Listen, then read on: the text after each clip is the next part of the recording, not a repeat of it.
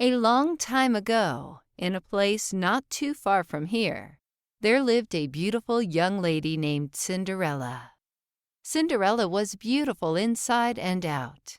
Everyone who knew her loved her. Well, Sleeping almost Beauty. Everyone. Cinderella lived with her stepmother and stepsisters, and they didn't like Cinderella at all. They were jealous of her and treated her very poorly. They made Cinderella do all the work around the house and gave her only ragged old clothes to wear.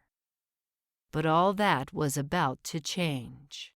In the castle near Cinderella's home lived a good and kind prince who wanted to find a wife. The prince invited all the ladies of the land to a ball where he might get to know them.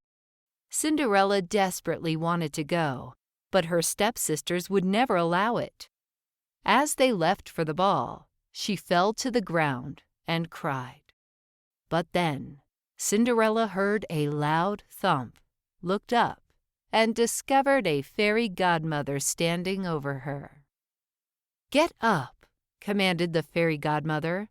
"You are a good person, and you deserve a good life." When Cinderella stood up, she was dressed in a beautiful gown. When she ran out the front door, there was a magical pumpkin carriage waiting, which whisked her off to the ball. How exciting! Cinderella was about to meet her prince. From the moment Cinderella entered the ball to the moment she left the ball, the prince could not take his eyes from her face or turn his ears from her voice.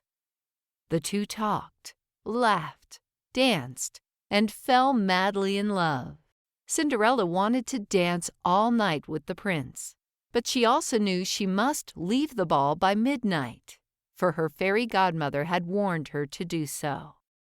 As the clock struck 12, Cinderella remembered the warning and ran from the ball.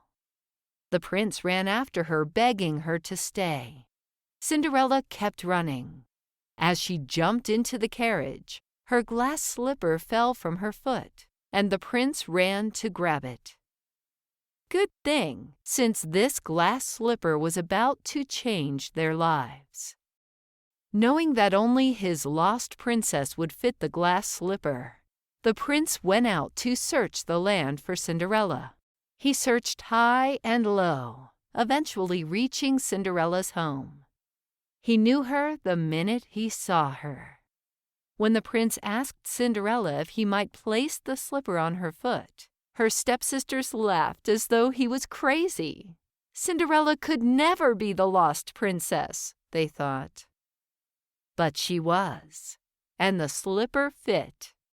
Having found Cinderella, the prince was overjoyed. He vowed to never lose her again, which he didn't. He vowed to marry her, which he did, and they lived happily ever after. The end.